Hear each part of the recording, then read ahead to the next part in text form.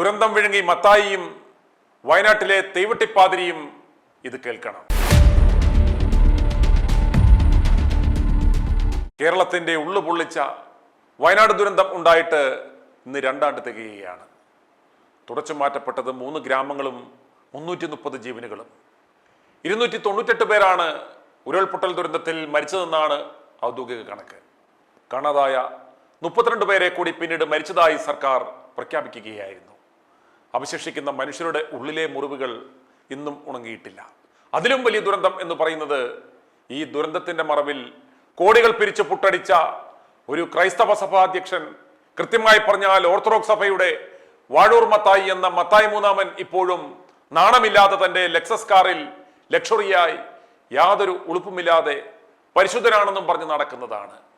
ഇന്ന് ദുരന്തത്തിന്റെ 2 ആണ്ട് പിന്നിടുമ്പോൾ ജീവൻ നഷ്ടമായവരുടെ ഓർമ്മ പുതുക്കി പുത്തുമലയിലെ ഹൃദയഭൂമിയിൽ ഇന്ന് സർവമത പ്രാർത്ഥനയും പുഷ്പാർച്ചനയും ഒക്കെ നടക്കുമ്പോൾ ഈ മാമോൻ സഭയിലെ തീവട്ടിപ്പാതിരിയും ഉണ്ടാകുമെന്ന് തീർച്ചയാണ്. പുഞ്ചിരിമട്ടത്ത് നിന്ന് പൊട്ടിയിറങ്ങി മുണ്ടക്കയിലും ചൂരൽമലയിലും ആഞ്ഞടിച്ച ഉരുൾ കവർന്നെടുത്തത് പാവങ്ങളായ 100 കണക്കിന് ജീവനുകളും മനുഷ്യരുടെ പ്രതീക്ഷകളുമാണ്. ആ മഹാദുരന്തത്തിന്റെ അന്ന് മുതൽ നിശ്ചലമാണ് പുഞ്ചിരിമട്ടവും മുണ്ടക്കൈയും.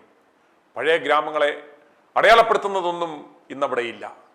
അവശേഷിക്കുന്നത് ഉരുൾപൊട്ടലിൽ തകർന്ന കെട്ടിടങ്ങളും ആളൊഴിഞ്ഞു പോയ വീടുകളും മാത്രം. ഒരു രാത്രി കൊണ്ട് സ്വന്തം വീടും വിലാസവും ജീവനും നഷ്ടപ്പെട്ട മനുഷ്യരുടെ നിശബ്ദമായ ഓർമ്മകൾ പേറുകയാണ് ഇന്ന് ഈ ദുരന്തഭൂമി. ചുരൽമലയിലും നാട്ടുകാരില്ല. എന്നാൽ ദുരന്തഭൂമി കാണുവാനും ഇതിൽ നിന്ന് എന്തെങ്കിലും നേട്ടമുണ്ടാക്കാൻ പറ്റുമോ എന്നറിയുവാനും എത്തുന്നവർ ധാരാളമാണ്. ക്രൈസ്തവ സഭകളിൽ ഈ ദുരന്തത്തിന്റെ പേരിൽ പിരിച്ച ഏതാണ്ട് സകലരും, കത്തോലിക്ക സഭയും ലത്തീൻ കത്തോലിക്ക സഭയും മർത്തമാ സഭയും CSI സഭയും മലങ്കര കത്തോലിക്ക സഭയുമെല്ലാം അവർ പിരിച്ച പണം മുടക്കി പല വീടുകൾ വെച്ച് നൽകുകയും ധനസഹായം നൽകുകയും ചെയ്തിട്ടുണ്ട്. എന്നാൽ ഓർത്തഡോക്സ് സഭ ഈ നാമത്തിൽ പിരിച്ച 9 കോടി രൂപ ഇതുവരെ ചിലവാക്കിയിട്ടില്ല. വിവിധ ഭദ്രാസനങ്ങളിലായി കുറഞ്ഞത് 5 കോടിയിൽ പരം രൂപ ഇവർ പണി തുടങ്ങിയാൽ മാത്രം കൊടുക്കാം എന്നും പറഞ്ഞ് പിടിച്ചു വെച്ചിട്ടുണ്ട്. അങ്ങനെ 14 കോടി രൂപ മുക്കി വച്ചിരിക്കുകയാണ് ഈ സഭ. ഇന്ന് ഈ ദുരന്തമുണ്ടായിട്ട് 2 വർഷം തികയുമ്പോൾ ഒരു 5 പൈസ പോലും ഈ നാമത്തിൽ ഇവർ ചിലവഴിച്ചിട്ടില്ല. കോഴിക്കോട് ഊട്ടി ഹൈവേയിൽ 3 ഏക്കർ 50 സെന്റ് സ്ഥലം ഏറ്റവും സുരക്ഷിതമായ സ്ഥലത്ത് 1.25 കോടി രൂപയ്ക്ക് നൽകാമെന്നൊരാൾ വാഗ്ദാനം നൽകിയിട്ടും അതൊന്നും സ്വീകരിക്കാതെ കമ്മീഷൻ അടിക്കുവാൻ കുറുക്കൻ പോലും കയറാൻ പേടിക്കുന്ന കാട്ടുമുക്കിൽ 90 സെന്റ് സ്ഥലം 1.25 കോടി രൂപയ്ക്ക് ഇവർ മേടിച്ചു എന്നാണ് വിവരം. അതിൽ 3 സെന്റിൽ വീട് വെച്ച് കൊടുക്കുവാനുള്ള പദ്ധതിയാണ് ഈ കാട്ടുകള്ളന്മാർ തയ്യാറാക്കുന്നത്. ഓർക്കുക, 2 വർഷം പൂർത്തിയാകുമ്പോൾ ഏതാണ്ട് എല്ലാവർക്കും തന്നെ വീടുകൾ ലഭിച്ചു കഴിഞ്ഞു. ഇനി ആർക്ക് വീട് വെച്ച് കൊടുക്കാനാണ് ഇവർ പദ്ധതി ഇടുന്നത്? മത്തായിയുടെയും സംഘത്തിന്റെയും ചില സിൽബന്ദികൾക്ക് വീടും സ്ഥലവും നൽകി പണം തട്ടാനുള്ള പരിപാടിയാണ് ഇവർ നടത്തിക്കൊണ്ടിരിക്കുന്നത്. എന്ത് മാനദണ്ഡത്തിന്റെ അടിസ്ഥാനത്തിലാണ് വീടുകൾ ഇവർ നൽകാൻ പോകുന്നത് എന്ന് വ്യക്തമാക്കണം. ഓർത്തഡോക്സ് സഭാംഗങ്ങൾക്ക് ആർക്കും വീട് നഷ്ടപ്പെട്ടിട്ടില്ല. ഓർത്തഡോക്സ് സഭ പിരിച്ച 14 കോടി രൂപ ദുരന്തബാധിതരായ ആ 330 പേർക്കും തുല്യമായി വീതിച്ച് അവരുടെ കുട്ടികളുടെ പേരിൽ FD ഇട്ട് കൊടുക്കണം എന്നാണ് ബഹുഭൂരിപക്ഷം പണം നൽകിയ ഓർത്തഡോക്സ് വിശ്വാസികളുടെയും അഭിപ്രായം. അപ്രകാരം ചെയ്താൽ പക്ഷേ ഇവന്മാർക്ക് വെട്ടാൻ പറ്റാത്തത് കൊണ്ട് ആർക്കും വേണ്ടാത്ത കാട്ടുമുക്കിൽ ഏറുമാടം വെച്ചു കൊടുക്കാനുള്ള ഉടായ്പ പദ്ധതിയുമായി മുന്നോട്ട് പോവുകയാണ് അസുര ലോകത്തെ അലവലാദികൾ.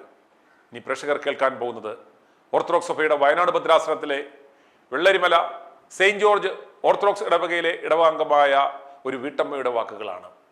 ഈ ദുരന്തത്തിനിടയിലും പള്ളിപണിക്ക് എന്ന പേരിൽ ഇടവക വികാരിയായ ടോം തോമസ് പാതിരി 2 കോടിയോളം രൂപ പിരിക്കുകയും ദുരന്തം കൊണ്ട് പൊറുതിമുട്ടിയ ഇടവംഗങ്ങൾക്ക് യാതൊരു സഹായവും കൊടുത്തില്ല എന്ന് മാത്രമല്ല, പാതിരി പിരിച്ച പണം പോലും മുക്കിയത് കൊണ്ട് ഇടവകയിലെ നല്ലൊരു ശതമാനം സമീപത്തുണ്ടായിരുന്ന മലങ്കര കത്തോലിക്ക ദേവാലയത്തിലേക്ക് പോയെന്നും അവർ പറയുന്നു. അച്ഛൻ ചുരുമല ഇടവകയിൽ നിന്നാണ്. ഞങ്ങൾ ആകെ പള്ളിയിൽ 16 ഇടവംഗങ്ങളുള്ളൂ. അതിന് ഞങ്ങൾക്ക് സാമ്പത്തികമായിട്ടുള്ള ഉയർന്ന നിലവാരത്തിലുള്ള ആകെ 2-3 വീട്ടുകാർ മാത്രമേ ഉള്ളൂ. ബാക്കി എല്ലാവരും കൂലിപ്പണിക്കാരും അങ്ങനെയുള്ളവർ മാത്രമേ ഉള്ളൂ. നമ്മളെന്താ പറയുക, സാമ്പത്തികമായിട്ട് ഉയർന്ന നിലവാരത്തിലുള്ളവരേ അല്ല. ഈ 2 കൊല്ലം മുമ്പത്തെ ഉരുൾപൊട്ടലിൽ ഞങ്ങളാകെ പ്രതിസന്ധിയിലായി. കാരണം പിള്ളേരെ വിദ്യാഭ്യാസം നടക്കുന്നില്ല, ഞങ്ങൾക്കൊരു ജോലിക്ക് പോകാൻ പറ്റുന്നില്ല. എവിടെയെങ്കിലും ഒരു കൂലിപ്പണി കിട്ടിയാലല്ലേ ഞങ്ങൾക്ക് മുന്നോട്ട് ജീവിക്കാൻ കഴിയുന്നുള്ളൂ. ഞങ്ങളാകെ പ്രതിസന്ധിയിലാണ്. അതിൻ്റെ ഇടയ്ക്കാണ് 2 ഇടവകങ്ങൾ ഇവിടുന്ന് ഒന്നും കിട്ടുന്നില്ല എന്നറിഞ്ഞിട്ടാണ് ഞങ്ങളെല്ലാവരും ആവശ്യപ്പെട്ടിട്ടും ഒന്നും തരുന്നില്ല എന്നറിഞ്ഞിട്ടാണ് 2 ഇടവകങ്ങൾ ട്രസ്റ്റി സെക്രട്ടറി ഈ പള്ളിയിൽ നിന്ന് റീത്ത് പള്ളിയിലേക്ക് മാറി. അവർ സെൻറ്റിന് 5 ലക്ഷം രൂപ വരുന്ന സ്ഥലമാണ് അവർക്ക് മേടിച്ചു കൊടുത്തിരിക്കുന്നത്. 7 സെൻറ്റോ 10 സെൻറ്റോ സ്ഥലത്തിൽ അടിപൊളി 1200 സ്ക്വയർ ഫീറ്റിൽ ഒരു വീടും പണിതു. ഞങ്ങളെല്ലാവരെയും വിളിച്ചിട്ട് ഞങ്ങൾ ആരും ഇതിൽ നിന്ന് മാറിപ്പോകാനുള്ള ഒരു മനസ്സ് ഞങ്ങൾക്ക് ഇല്ലാത്തതിനാൽ, കാരണം ഈ പള്ളിയായിട്ട് നമുക്ക് അത്ര അടുത്ത ബന്ധമായതുകൊണ്ട് നമ്മൾ ഇതിൽ നിന്ന് മാറിയില്ല. ഇപ്പം ഈ ഉരുൾപൊട്ടൽ എന്ന് തന്നെ പറയാം, 7-ാം തീയതി നടന്ന മണ്ണിടിച്ചിൽ ഞങ്ങളാകെ പ്രതിസന്ധിയില്ല. ഇപ്പം ഇന്നലെ രാത്രി തുടങ്ങി നല്ല അതിശക്തമായ മഴയാണ്. ഞങ്ങൾ ഈ 13 വീട്ടുകാരെങ്ങാണ്ടേ ഉള്ളൂ. അതുപോലൊന്ന് മാറ്റി താമസിപ്പിക്കാൻ ഒരു സാഹചര്യം ആരും ഉണ്ടാക്കി തരുന്നില്ല. ഞങ്ങളോട് വാടകയ്ക്ക് മാറ്റി താമസിപ്പിക്കാമെന്ന് പറഞ്ഞു. ഇത്രയും മഴ പെയ്യുന്ന ഈ സമയത്ത് ഞങ്ങൾ ഇവിടെ നിൽക്കുന്നത്. ഞങ്ങൾക്കൊരു പണിയോ കാര്യങ്ങളോ ഒന്നും തന്നെ ഇല്ല. മക്കളുടെ വിദ്യാഭ്യാസം നടക്കുന്നില്ല. ഞങ്ങൾ ഈ 13 വീട്ടുകാരെന്ത് ചെയ്യണം? എന്താ ഞങ്ങൾക്ക് ചെയ്യാൻ പറ്റുക? ആരെങ്കിലും ഒരു സഹായത്തിനോ ഒരു ഹെൽപ്പിനോ വരുന്നില്ല. ഞങ്ങൾക്ക് എന്താണ് ഞങ്ങൾ മുന്നോട്ട് ചെയ്യേണ്ടതെന്ന് ഞങ്ങൾക്ക് അറിയുന്നില്ല. എന്തെങ്കിലും ഒരു ഹെൽപ്പ് ഞങ്ങൾക്ക് ചെയ്തു തരിക. ഇവിടെ നിന്ന് മാറി ഞങ്ങൾക്ക് വേറെ എവിടെയെങ്കിലും സുരക്ഷിതമായ ഒരു സ്ഥലത്ത് ഞങ്ങൾക്കൊരു 10 സെൻറ്റിലോ അല്ലെങ്കിൽ ഒരു 7 സെൻറ്റിലോ ഒരു വീട് വെച്ച് തന്നാൽ ഞങ്ങൾ വലിയ കാര്യമായിരുന്നു. കാരണം ഞങ്ങൾക്കിവിടെ ജീവിക്കാൻ കഴിയില്ല. കാരണം മക്കളുടെ വിദ്യാഭ്യാസം നടക്കുന്നില്ല.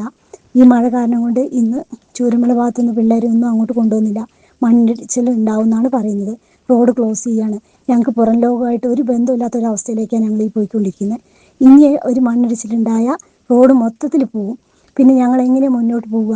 ഞങ്ങൾക്കൊരു അസുഖം വന്നു കഴിഞ്ഞാൽ പുറത്തേക്ക് ടൗണിലെത്താൻ പോലും ഒരു സാഹചര്യമില്ല. വഴിയില്ലാണ്ട് എങ്ങനെ ഞങ്ങൾ അപ്പുറത്തെത്തും? ഞങ്ങൾ എന്ത് ചെയ്യണം? മക്കളെയും കൊണ്ട് ഞങ്ങൾ എന്താ ചെയ്യേണ്ടത്? പ്രായമുള്ളവരുണ്ട്. ഈ 10-13 ഇടവകങ്ങളേ ഉള്ളൂ. അവരെന്തെങ്കിലും ചെയ്തൊന്ന് മാറ്റി താമസിപ്പിക്കാൻ പോലും ആരും തയ്യാറാവുന്നില്ല. ഞങ്ങൾ ആവശ്യപ്പെടുന്ന ഇത് മാത്രമേ ഉള്ളൂ. ഞങ്ങൾക്ക് കുറച്ച് പേർക്ക് മാത്രം കുറച്ച് സ്ഥലം എടുത്തിട്ട് ഞങ്ങളൊന്ന് മാറ്റി ഒരു വീട് വെച്ച്, സ്വന്തമായൊരു വീട് വെച്ച് നിന്ന് ഞങ്ങളൊന്ന് മാറ്റി പാർപ്പിക്കണം. അത്രേ ഉള്ളൂ. മക്കളുടെ വിദ്യാഭ്യാസം പോലും മുടങ്ങുന്ന ഒരവസ്ഥ. മക്കളുടെ വിദ്യാഭ്യാസം കൂടി ഇല്ലെങ്കിൽ ഞങ്ങൾ എന്ത് ചെയ്യും? ഞങ്ങൾക്കൊരു പണിക്ക് പോകാൻ പറ്റുന്നില്ല. കൂലിപ്പണി കിട്ടുന്നില്ല. ഞങ്ങളെങ്ങനെ ജീവിക്കും? അത്രയും ശക്തമായ മഴയാണ് ഇവിടെ ഇപ്പോഴും. ഇനി മണ്ണിടിയോന്നറിയില്ല. ഏതോ ഒരു അവസ്ഥയിൽ ഉരുൾപൊട്ടൽ പോലത്തെ ഒരു ഭീകര അന്തരീക്ഷമാണ് ഇവിടെ. ഞങ്ങൾക്കിപ്പോൾ വാടകയ്ക്ക് മാറി താമസിച്ചോ, വാടക ഞങ്ങൾ തരാമെന്ന് പറഞ്ഞു. അതുപോലും ഇപ്പോൾ ഒരു മറുപടി ഇല്ലാത്ത അവസ്ഥ. 2 ആഴ്ചയായി ഇപ്പോൾ ആ അപേക്ഷ ഞങ്ങൾ ഇവിടുന്ന് കൊണ്ടുപോയിട്ട് ഒരു മറുപടി ഇതുവരെ ഞങ്ങൾക്ക് കിട്ടിയിട്ടില്ല. നല്ല അതിശക്തമായ മഴയാണ്. 9 കോടി രൂപയോളം പിരിച്ചു വെച്ചിട്ട് അതിന് ഞങ്ങൾക്ക് സുരക്ഷിതമായ സ്ഥലങ്ങളിലേക്ക് ഞങ്ങൾ മാറ്റി താമസിപ്പിക്കാൻ പോലും അവരാരും ശ്രമിക്കുന്നില്ല.